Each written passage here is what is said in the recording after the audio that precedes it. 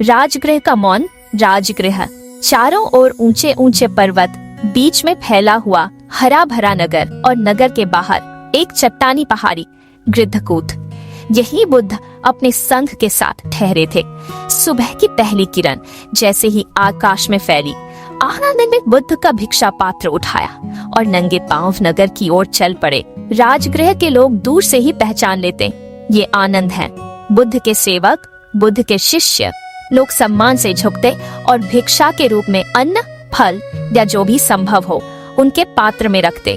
भिक्षा का काम पूरा कर आनंद गृद्धकूट लौट आए। बुद्ध शांत बैठे थे, उनकी आंखें बंद थी, लेकिन चेहरे पर हल्की मुस्कान थी। आनंद ने भिक्षा पात्र रखकर विनम्रता से कहा, भंते, आज नगर में कुछ अलग था। लोग बहुत चुप थे, जैसे कोई अनकहा डर उनके मन में हो। बुद्ध ने धीरे से आंखें खोली और बोले, आनंद, मौन के पीछे हमेशा एक कारण होता है। कुछ मौन शांति का होता है और कुछ मौन भय का। आनंद ने जिज्ञासा से पूछा, तो क्या हमें उनके भय को दूर करना चाहिए? बुद्ध ने सिर हिलाया, हाँ, लेकिन शब्दों से नहीं, उदाहरण से। उस दिन बुद्ध नगर में गए, रास्ते में उन्होंने किसी को डांटा नहीं, किसी को दोष नहीं दिया, बस बच्चों को आशीर्वाद दिया, बीमारों का हाल पूछा और बुजुर्गों के पास बैठकर उनका हाथ थाम लिया। नगर में यह दृश्य फैल गया, तथागत हमारे बीच है।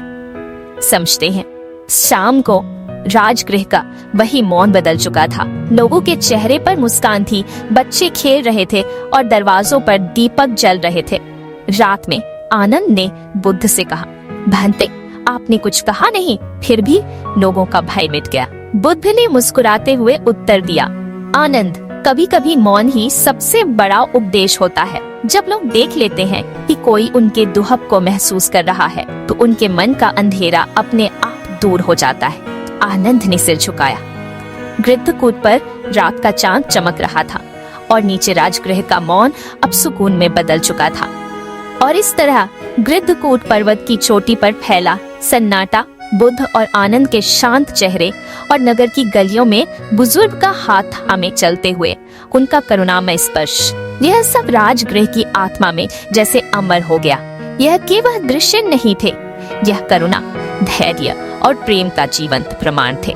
बुद्ध का हर कदम, राजगृह का यह मौन वास्तव में मौन नहीं था, यह हजारों हृदयों की धड़कनों में गूंजने वाली वह शांति थी जो युगों तक लोगों के भीतर जीवित रहेगी।